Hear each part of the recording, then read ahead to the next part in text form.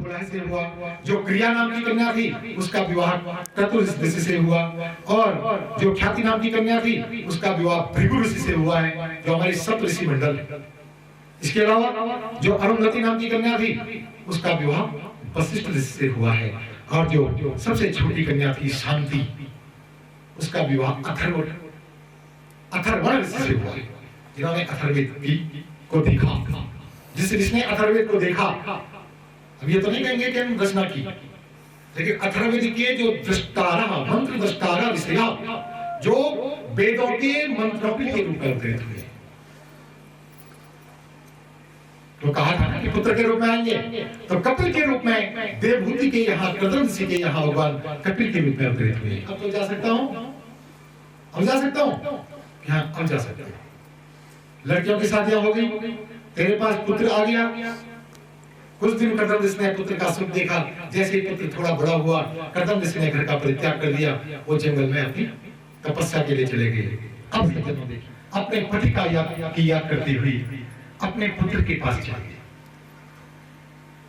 पुत्र के पास चला, बेटा बैठा है, कौन है बेटा? कपिल भगवान।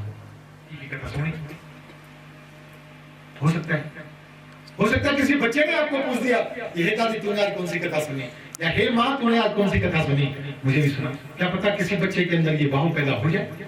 वैसे आज का ध्यान दें, आज की माताएं ध्यान दें, मैं रामायण की कथा, भागवत की कथाएं मैंने बचपन में अपनी दादी, अपनी माँ या दादाजी, पिताजी, इन लोगों से बचपन में सुनी थी। छठा मास में छोटे छोटे बच्चे थे, तो श्याम कहते कि दादी के, आजकल आपने देखा अखबारों में वो आता है, हम तो देखना टीवी के वो सीरियल देखने में ही लड़ाई हो रही है। तो बोल दे यार, आज देवहूति और कपिल भगवान की कथा सुननी चाहिए। वाह, जरूर बोलना। कहीं सुना तो अभी बोले, देवहूति और कपिल भगवान की कथा सुनी। आज कपिल भगवान आई थी, माँ देवहूति थी, पिता कर्दम थे, और बेटा कपिल आया था, भगवान का अवतार। अच्छा भगवान आगुर जी था भगवान। अब ये अवतार जय हो नहीं, अब ये अवतार था, मैंने अवतार जय हो। अवतार जानते हैं किसे बोलते हैं? अवतार, अवतार का मतलब होता है अवतरती, जो उतरते हैं उसको अवतार कहा जाता है। उतरते कौन है? अपने भक्तों के उद्धार के लिए, अपने भक्तों का उद्धार करने के लिए धरती पे उतरते हैं। कभी कपिल के रूप में आ जाते हैं, कभी बारहा के रूप में आ जाते हैं, कभी राम के रूप में आ जाते हैं, कभी कृष्ण के रूप में आ जाते हैं। तो किसी न किसी रूप में आकर के वो हमारी रक्षा करते हैं सज्जनों। तो कहते हैं आज माता देवहूति अपने पुत्र कपिल के पास गई और कहने लगी, तान्त्वागताहं शरणं शरण्यं, तान्त्वागताहं शरणं शरण्यं, स्वभृत्य संसार तरो कुठारं, स्वभृत्य संसार तरो कुठारं, जिज्ञासयाहं प्रकृते पुरुषस्य, जिज्ञासयाहं प्रकृते पुरुषस्य, नमामि सद्धर्म विदां वरिष्ठं। कौन कह रही है? माँ। किसे कह रही है? बेटी से। तम त्वागताहं शरणं शरण्यं, मैं तुम्हारी शरण में। माँ कह रही है बेटे को, मैं तुम्हारी शरण में। क्यों? संसार कुठारम, कुठार बोलन कुलड़ित है, कुठार बोलन कुलड़। ये संसार जो है मुझे जैसे कुलड़िता होता काट दिया, तो ऐसे ये संसार एक बड़े कुठार के रूप में मेरे जीवन को नष्ट कर रहा है। मेरे जीवन, मेरे मन के अंदर एक से एक बातें आ रही हैं, ये कुल्हाड़ी की तरह मेरे अंदर चोट कर रही है। मेरे अंदर है बेटा, मेरे अंदर एक जिज्ञासा है, मैं जानना चाहती हूँ ये प्रकृति और पुरुष क्या है, ये पति और पत्नी क्या है, ये स्त्री और पुरुष क्या है, मैं इसके विषय में जानना चाहती हूँ। क्योंकि मेरा जन्म हुआ, मेरे पिता ने मेरा विवाह किया, मैं ससुराल आ गई। मेरे यहाँ 9 कन्याओं का जन्म हुआ, मेरे यहाँ एक पुत्र का जन्म हुआ जो मेरे सामने बैठा है।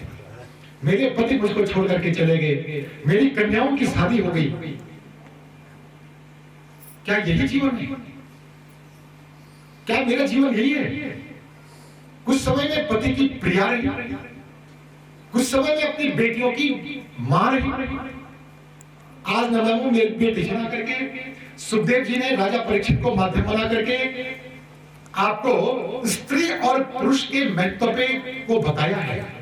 स्त्री कौन है, पुरुष कौन है, पति कौन है, पत्नी कौन है, प्रकृति कौन है, पुरुष कौन है। कहा कि मेरा संबंध इतना ही था। मेरा विवाह हुआ, 9 कन्याएं हुई, एक पुत्र हुआ, मेरे पति मुझको छोड़ करके चले गए।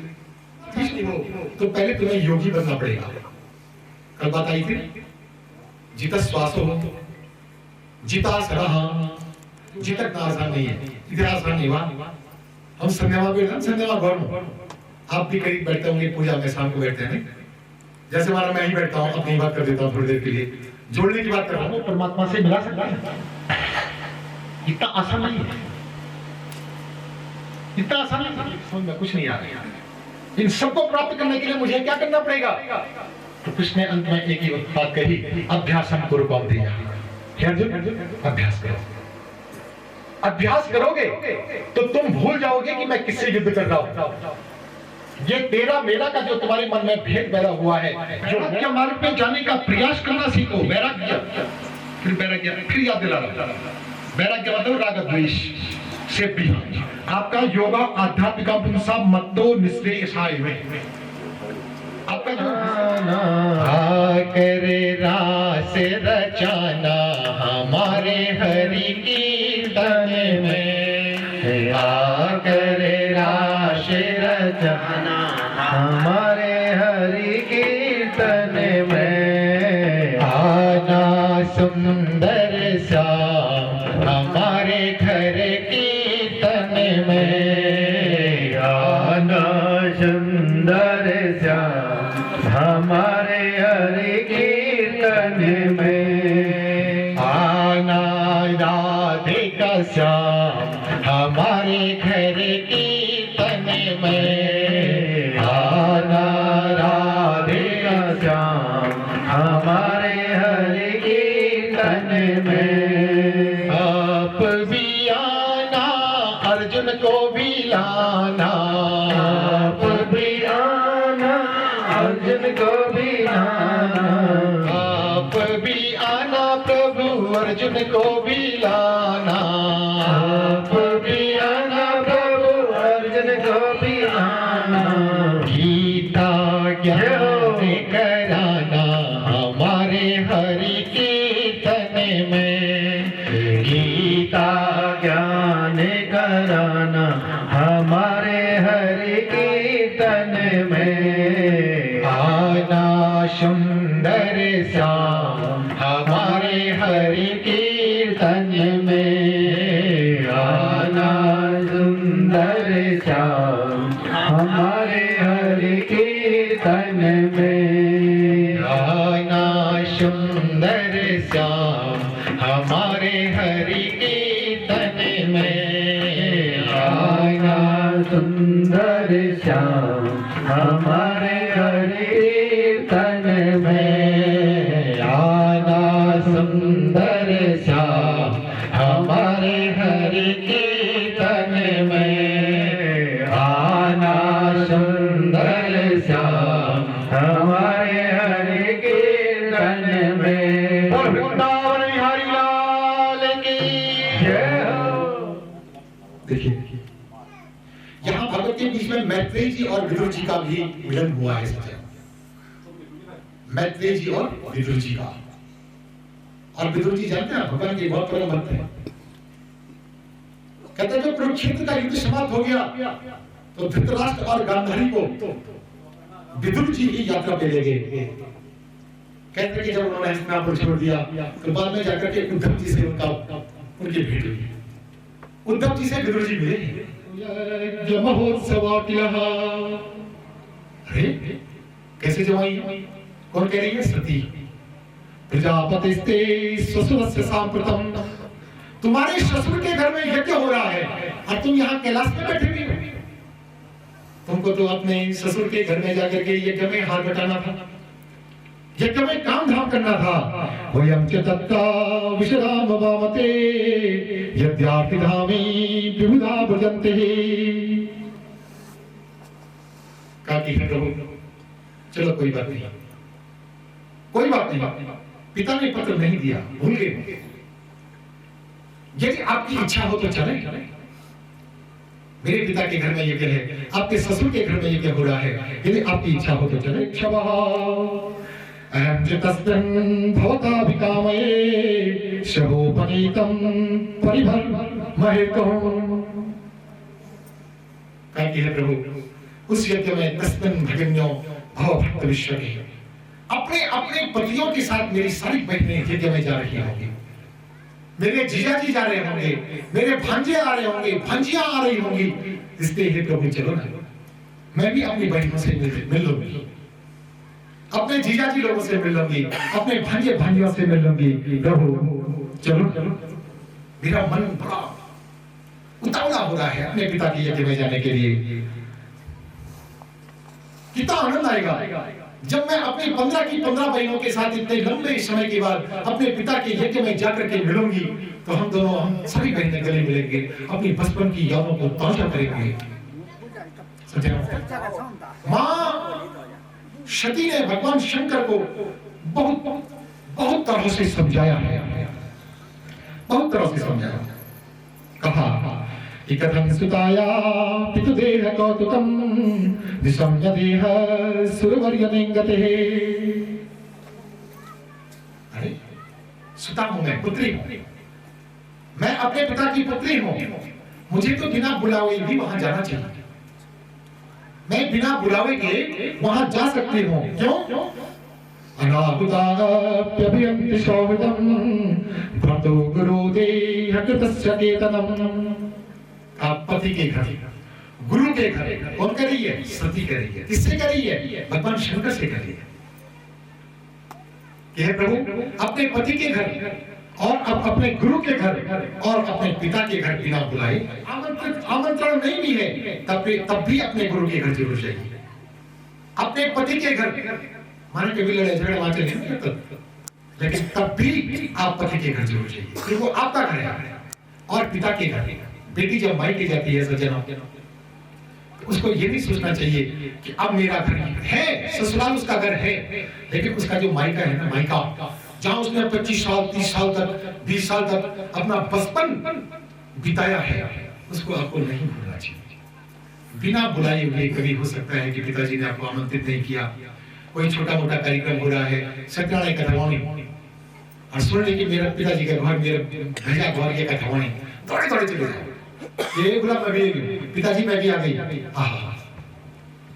कितना आनंद उस घर में माँ पिता और भाई लोगों को आ जाएगा कि आज मेरी दीदी आएगी, मेरी भूली आएगी, मेरे घर में सत्यनारायण का दर्शन, मेरे घर में भागवत पुराण श्रवण, कितना खुश होगा। माँ बेटी का प्रेम कैसा होता है, थोड़ा झांकिए अपने अंदर, चाहिए थोड़ा अपनी भावनाओं से जुड़िए तो पता चलेगा। तो आज यही करी है कि भर्तु गुरु देह कृतस्य कीर्तनम्, पिता के घर, पति के घर और गुरु के घर बिना बुलाए जाना चाहिए। कहते सज्जनों, जब माता सती ने पति, गुरु और पिता का नाम लिया तो भगवान शंकर का मन भी पसीज गया, जो बिल्कुल है ना, निराकार मोंकार मूलम तुरीयम, जो इस प्रकार के हैं भोलेनाथ। कहते आज उनका हृदय भी रोने लग गया अपनी सती को देख करके। कहा तथा पितर्वे ददते श्रीमुखे सेते प्रियांगो हृदयेन दुहिता श्वानां यथा वक्रदियां दुरिक्तिभिः दिव्यनिशं तप्यतिमर्मताडितः। कहते हैं इतनी व्यथा किसी शत्रु के कहने से नहीं होती।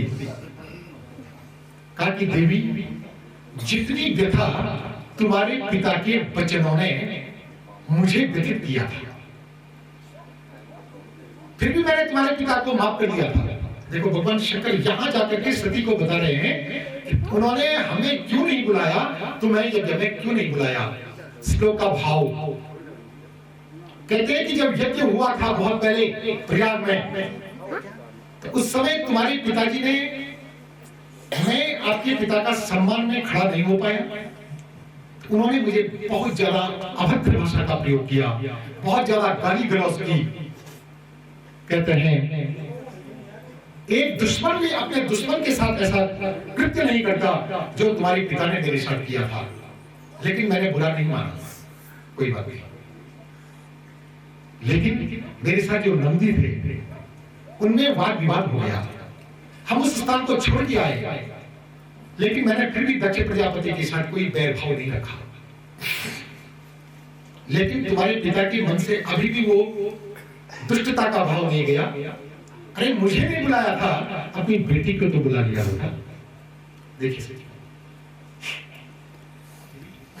मत जाओ, मैं भी चाहता हूं कि तुम चली जाओ, मैं भी चलूं, लेकिन वहां जाने से अच्छा नहीं होगा।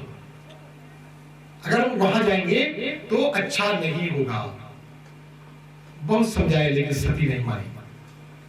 सती ने कहा कि प्रभु आप कुछ बहाना बना रहे हो, आप मेरे पिता से बैर करते हो, इसलिए आप मुझे ले जाना नहीं चाहते। भगवान शंकर समझ गए कि ये नहीं मानेगी। स्त्री चरित्रम, स्त्री हट, बाल हट, स्त्री की जो हट होती है ना बड़ी खतरनाक होती है। मां के मां नहीं, मां जब वो मां होती है तो मां होती है, लेकिन जब वो काली बन जाती है ना काली, तब तो वो रक्त बीज का भी खून पी लेती है। यही तो है, यही तो स्त्री का स्वरूप। विद्या समस्ता स्तव देवी भेदा, स्त्रिया समस्ता सकला जगत्सु। प्रसन्न कर लिया है सारी जगत की स्त्रियां, हे देवी हे मां भगवती तेरा ही स्वरूप है। जो भद्रम भवत्या न ततो भविष्यति। देवी यदि ब्रजीयस्य हिताय मदवचो, अगर तुम ब्रजीयस्य जाना ही चाहती हो, मेरे कहने का तुम पे कोई प्रभाव नहीं पड़ रहा है, अगर तुम मेरा कहना नहीं मान रही हो तो जाओ, मैं क्या कर सकता हूं। लेकिन भद्रम भवत्या न भविष्यति, भविष्य में कल्याण होने वाला नहीं। अगर तुम बिना बुलाए हुए अपने पिता के यज्ञ में जाओगी, अच्छा है, मैं समझता हूं पिता के घर यज्ञ में बिना बुलाए जाना चाहिए, लेकिन तुम्हारे पिता मुझसे दोष करते हैं, मुझसे बैर भाव रखते हैं, मुझसे दुश्मनाई करते हैं, मुझसे शत्रुता करते हैं। अगर तुम मेरी पत्नी बनकर के वहां जाओगी तो भद्रम न भविष्यति, कल्याण नहीं होगा। इसलिए संभावितस्य स्वजना पराभवो यदा स सत्यो मरणाय कल्पते। देवी निश्चित समझ लो, मरणाय कल्पते, जहां दोष बुद्धि आ जाती है यज्ञ में, यज्ञ में यदि कर्ता के अंदर, ध्यान देना सज्जनों, बहुत दिव्य प्रसंग बता रहा हूं आपको। कभी कभी यज्ञ करने के बाद आदमी को वो फल नहीं मिलता जो मिलना चाहिए था। कभी कभी आदमी को फल की जगह असफलता मिल जाती है, कुछ ऐसी घटनाएं घट जाती हैं जो नहीं घटनी चाहिए थी यज्ञ को करने के बाद या यज्ञ में। तो भगवान शंकर का ये बिंदु याद रखना, संभावितस्य स्वजनात् पराभवो यदा स सत्यो मरणाय कल्पते। मरण का कारण बन सकता है, अकल्याण का कारण बन सकता है। क्यों? यज्ञ में कौन सी बुद्धि काम कर रही है? द्वेष बुद्धि काम कर रही है, बैर भाव काम कर रहा है, अहंकार काम कर रहा है। तो ऐसे यज्ञ में कभी कभी आकस्मिक घटनाएं हो जाती है। ये हुआ है सज्जनों, आज भी होता है, हमने कई यज्ञों में देख लिया है। कभी कभी आदमी यज्ञ तो कर देते हैं बहुत अच्छे ढंग से, लेकिन यज्ञ का जो भाव होता है वो कहीं न कहीं दोष से भरा होता है, कहीं न कहीं द्वेष बुद्धि से भरा होता है, कहीं न कहीं अहंकार से भरा होता है। तो उस यज्ञों में हमेशा असफलता मिलती है। आज भगवान शंकर ने मां सती को माध्यम बना करके कहा, देवी अगर तुम जाना ही चाहती हो तो जाओ, लेकिन जाकर के कल्याण नहीं होगा। कहते हैं सज्जनों, आज सती निकल गई, मुझे जाना है। अब देखो, सती का जाने का भी दो भाव है सज्जनों। एक तो पिता की यज्ञ में जा रही है, लेकिन पता किसके लिए जा रही है जानते हैं आप? जब लड़की की शादी होती है ना सज्जनों, उसके लिए सबसे प्रिय कौन होता है जानते हैं? पति। मेरे पति का इतना अपमान अपने लिए नहीं गई सती, अपने पिता के यज्ञ में अपने लिए नहीं गई सज्जनों, अपने पति के लिए गई। मेरे पति का जो जगत के पालक है, जो महादेव है, जो समाधि में रहते हैं, समाधि जानते हैं आप? समाधि थी मैंने होता है बुद्धि, क्षमा मन समान, जिस देवता की बुद्धि सभी के लिए समान हो उसको कहते हैं समाधि। ऐसे शंकर, ऐसे भोलेनाथ, और इनको यज्ञ में नहीं बुलाया। ततो विसस्य सती विहाय, और लंबी लंबी सांस लेकर के कुशमा, जब गुस्सा आती है ना लंबी लंबी, आज मन जो क्या कचो, ये देखो व्यवहार में चाहिए थोड़ा सा, या तो प्रसंग की कथा का है लेकिन थोड़ा व्यवहार में चाहिए सज्जनों। मेरी शस्य लंबी लंबी सांस लेकर के सती सोकेन रोषेण चतुर्यता हृदा, सोकेन रोषेण, दुख में भी और गुस्से में भी। एक तो दुख है, दुख किस बात का है? दुख इस बात का है कि मेरे पिता ने मुझे नहीं बुलाया। और रोज किस बात का है? गुस्सा किस बात का है? कि मेरे पति को आमंत्रित नहीं किया गया, मेरे पति का सम्मान नहीं किया गया है। रोषेण शोकेन, गुस्से में भी और दुख में भी आज सती चली है कहां? अपने पिता के यज्ञ में। कहते सज्जनों, जैसे गई सारी बहनें आ रखी, सारे जामाता दामाद लोग आ रखे हैं, जीजा जी भांजे भांजिया। देखो राजा दक्ष प्रजापति का यज्ञ है, पूरी पृथ्वी के राजा है, कौन नहीं होगा? अब वो भी कौन जा रखी है? सती, जगत की जो माँ है वो माँ वहां पहुंच गई बिना बुलाए हुए, बिना बुलाए हुए वहां पहुंच गई। वो भी कैसे? द्वेष बुद्धि से किए हुए यज्ञ में। कहते हैं जैसे चारों नजर डाली, सामने मां खड़ी है, मां को देख करके दौड़ी दौड़ी सती गई अपनी मां के गले से लगी। मां है, मां की आंखों में आंसू की धारा बहने लगी। सचिव, बेटी मैं क्या करूं?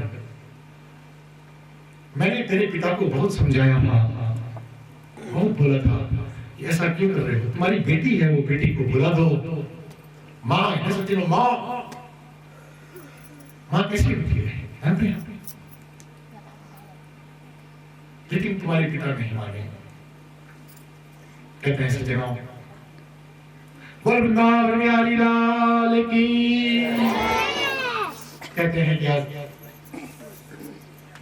माता सती ने मां के से कहा कि मां कोई बात नहीं, क्यों परेशान हो रही? ऐसी कोई दिक्कत नहीं है, तुम परेशान मत हो। चारों ओर नजर दौड़ाई, दक्ष प्रजापति की दृष्टि जैसे ही सती पे पड़ी तो नजर फेर दी सती, अपनी आंखें फेर दी, अपनी बेटी को देखना नहीं चाहती। देखो ऐसा होता है पिता, बोलिए ना सोचिए, यहाँ पे पिता लोग बैठे हुए हैं, होता होगा पिता ऐसा होता है। मां और पिता में यही अंतर है सज्जनों। ऐसा नहीं है कि पिता बेटी के प्रति यदि रोष भाव है तो इसलिए कि वो उसकी दुश्मन है, नहीं। कहते हैं सज्जनों, पिता ने जैसे ही नजर फेरी, सती ने भी यज्ञ मंडप में देखना शुरू किया तो देखा अरप्रभागम तमविचित्तः, उस यज्ञ मंडप में देखा भद्रमंडल बना हुआ है, सारे देवताओं का स्थान है, लेकिन कहीं शिव का स्थान नहीं है। अरुद्रभागम, अपन शंकर का स्थान जैसे ही नहीं देखा। कहते हैं सज्जनों, आज वो जगत की अधीश्वरी देवी जो मां भगवती है, अनाहृताय यज्ञ सदस्यधीश्वरी, जो जगत की अधिष्ठात्री देवी, जो जगत की मां है, वो मां आज चकोपलोका विवदक्षति रुषा, दक्षति चारों ओर देखने लग गई, गुस्से में रोषा, गुस्से में चारों ओर देखने लगी। आप जानते हैं जब माँ को गुस्सा आता है ना माँ, तो वो काली बन जाती है। जैसे ही माँ सती की आंखें बड़ी हुई गुस्से में, कहते हैं कि देखते देखते तुरंत दक्ष प्रजापति के सामने गई कि जब दक्षरम नाम नाम। पिताजी सुनिए, जिस 2 अक्षर के नाम को लेने के लिए दुनिया लालच रहती है, 2 अक्षर का नाम लेने से जगत का कल्याण हो जाता है। शिव शिव शिव शिव, ऐसा 2 अक्षर का नाम है शिव। कहते हैं आज तुमने उस 2 नाम के अक्षर को अपने इस यज्ञ में स्थान नहीं दिया तो सुन लो। कहते हैं सारी सभासद जितने भी देवी देवता बैठे हुए थे, सारे देवता बैठे हुए हैं, सब बैठे हैं, लेकिन जैसे ही सती का गुस्सा देखा सब भीगी बिल्ली बन गए, डर के मारे कांपने लगे सारे देवता कि पता नहीं अब क्या होने वाला है। कहते तुरंत चारों ओर दृष्टि फैला करके सारे देवताओं को देख करके मां सती कहने लगी, सुनो सभासद सकल मुनिंदा, सुनो सभासद सकल मुनिंदा, कही सुनी जिन शंकर निंदा, शोभल तुरत लहब सब काऊ, शोभल तुरत लहब सब काऊ, भली भांति पछिताहु पिताहु। हे सभा में बैठे हुए सारे सभासद सुन लो, कौन कह रही है? सती। ध्यान से सुन लो। आज जिस सभा में बैठे हुए जिसने भी भगवान शंकर के अरुद्र भाग को देखा है, ये कमंडल में जिसने मेरे पिताजी के मुख से निकलने वाले जो शंकर के विरोध में जो शब्द कहे गए हैं, उन शब्दों को सुना है, कहा कि आज की बात तुम्हारी मुख ही नहीं रहेंगे। पिताजी सुन लीजिए, जिस मुख से तुमने मेरे पति का अपमान किया है, मेरे पति को जो गालियां दी है, कहा कि तुम्हारा ये मुख ही नहीं रहेगा। सती का कोप पिता के लिए देखें, इतने सारे पिता लोग सावधान हो जाएंगे।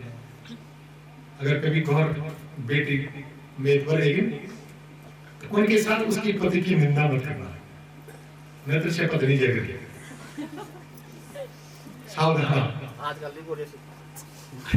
पति की निंदा नहीं सुनाई जाती है। कहते हैं ऐसा कहने के बाद तुरंत अपने पिता को कह दिया, गोत्रम तदीयम भगवान वृषभजो दाक्षायणित्याह यदा सुदुर्मनः, गोत्रम तदीयम भगवान वृषभजो।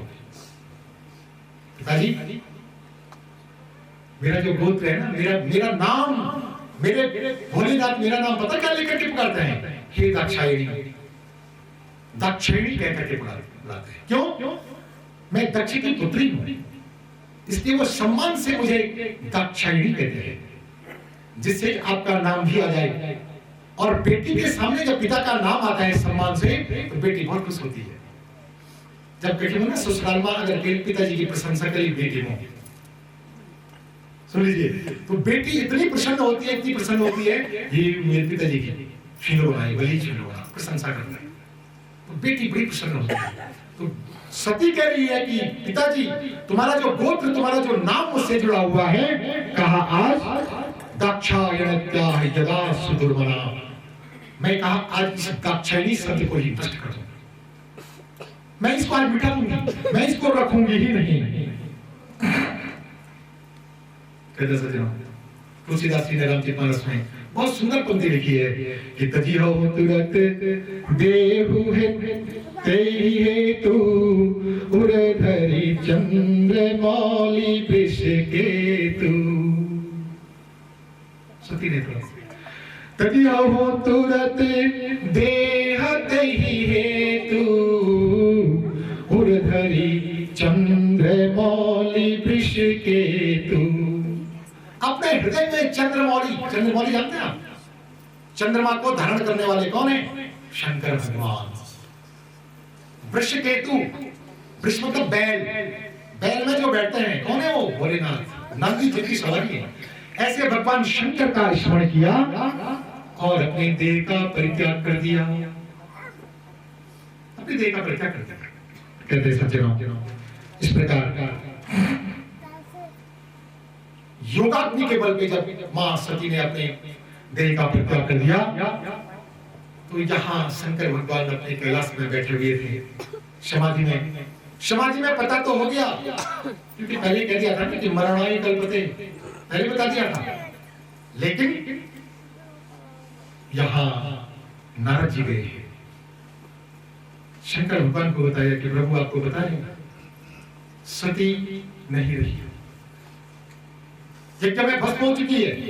कहते भगवान शंकर को बड़ा क्रोध आया, अपनी जटा निकाली और दे कैलाश पर्वत पे पटकी। कहते हैं वहां से एक भयंकर शंकर भगवान का एक दूसरा रूप वीरभद्र प्रकट हो गए।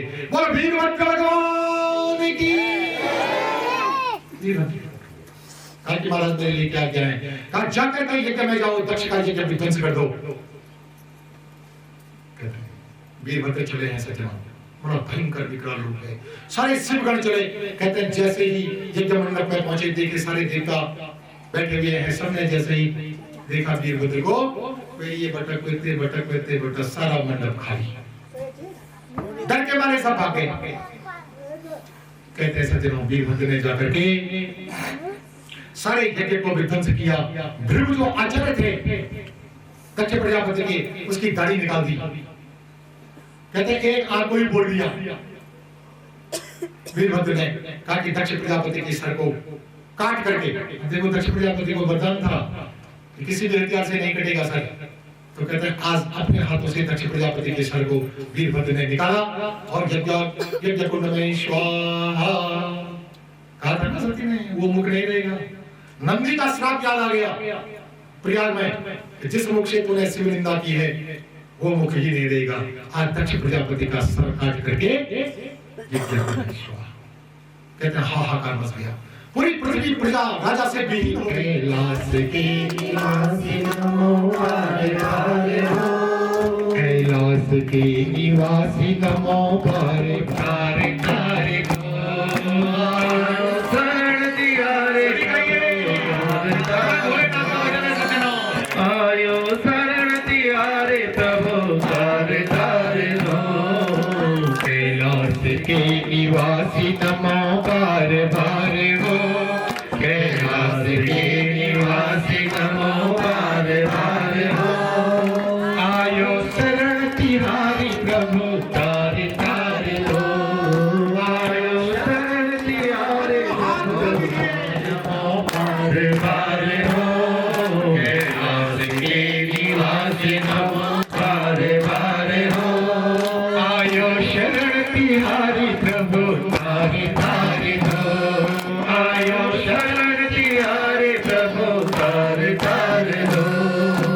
भक्तों को कभी शिव तूने निराश ना किया, भक्तों को कभी शिव तूने निराश ना किया। दे दिया जिसने जो भी वरदान दे दिया, मांगा था जिसने जो भी वरदान दे दिया, मांगा था जिसने जो भी वरदान दे दिया। कैलाश के निवासी नमो बारे बारे हो, कैलाश के निवासी नमो बारे बारे हो। आयो शरण तिहारी प्रभु तारे तारे हो, आयो शरण तिहारी प्रभु तारे तारे हो, कैलाश के निवासी नमो बारे बारे हो, कैलाश के निवासी नमो बारे बारे। क्या होगा? क्यों? बकरी जो मैं करती है। दक्ष प्रजापति को अपना अहंकार ज्यादा था सज्जनों, उसको अहम ज्यादा था कि मैं सारी धरती का राजा हूं। वो भूल गया था कि राजा से ऊपर भी कोई शक्ति है। हम नित्य विसर्जन के वरेंगे विसर्जन, ये हमारी भी तो आदत सज्जनों। ये दक्ष प्रजापति की जो कथा है ना, ये हमको सावधान करती है। हमको दक्ष प्रजापति की तरह जीवन में अहंकार अहम नहीं पालना है। अपने धन का घमंड कभी मत करना सज्जनों, अपने रूप का घमंड कभी मत करना। भोगे रोग भयम कुले चिति भयम, कल बात आई, इसलिए कभी इस चीज का घमंड मत करना। कल्पा पाए सुकृत मुदरी कृत्य विवृतम त्वमेवाद्य तस्मिन् सलिल उरगे इंद्रादिशयने पुमां शेषे सिद्धे हृदि विप्रसीता ध्यात्म पदवी स एवात्याक्षोर्य पतिचरसि भृत्यानवसीना। हे प्रभु पूरा कल्पा पाई, आप ही तो वो परब्रह्म परमात्मा है जो आदि है। आप इस सृष्टि के आदि पुरुष हैं प्रभु। कहते हैं कि आपने ही इस धरती में आकर के जो रचना, जन्म, पालन और संहार, जो तीन प्रक्रियाएं हैं, इसमें संहार का जो कार्य है वो आपने ही संभाला है। काफी बड़े बड़े संत महात्मा ऋषि भक्त अपने हृदय में आपका चिंतन करते हैं प्रभु। ये आपका जो स्वरूप है ये हमारे नेत्रों का विषय बने, हमारी आंखें हमेशा आपका दर्शन करती रहें। कहते हैं सज्जनों, इस प्रकार देवताओं ने अपने अपने सिद्ध, चारण, गंधर्व, हर किसी ने अपनी अपनी वाणी में भगवान शंकर की स्तुति की है। भागवत जी के अंदर ये सती का प्रसंग है। ये प्रसंग हमको सावधान करता है सज्जनों। नारायण नारायण नारायण भजमन नारायण नारायण नारायण नारायण भजमन नारायण नारायण नारायण। वृद्धावस्था को भी युवा अवस्था बना देती है। इस बात को आप अपने दिमाग में लिख दीजिएगा। आपने सरकार की कथा नहीं सुनी? सनक, सनंदन, सनत कुमार और सनातन सबसे आदि अवतार दासी के पुत्र थे, लेकिन बाद में ब्रह्मा जी के पुत्र बन गए। और कौमुदी नाम की वीणा भगवान के द्वारा दी गई। देखो, दासी के पुत्र हैं नारद जी, संत महात्माओं की सेवा करते हैं। कभी बड़ी बात नहीं, हमारे पुत्र भी करते होंगे माँ बाप के मरने की इंतजार, नहीं करते होंगे, लेकिन नारद जी करते हैं। क्यों करते हैं? क्योंकि बचपन से ही संतों के संग में रहे हैं और संतों के साथ रहना चाहते हैं। जानते हैं यदि मेरी माँ मेरे साथ रहेगी तो मेरी शादी कर देगी, मैं गृहस्थाश्रम में आ जाऊंगा। फिर माँ कभी नहीं चाहती कि मेरी लोड़ी जोड़ी बढ़, डाकू बन जाए कोई बात नहीं, जुआरी बन जाए, शराबी बन जाए, नहीं। आजकल तो ऐसा ही तो है, बेटा जीन्स पहन के आ गया, टी शर्ट पहन के आ गया, धूप चाय चश्मा पहनिए, मेरा बेटा। माँ पिताजी खुश हो रहे हैं। सारी पाश्चात्य संस्कृति आज हमारे समाज में फैल रही है सज्जनों। मैं खुश हो रहा हूँ, माँ खुश हो रही है। जय कारा शेरा वाली दा बोल साची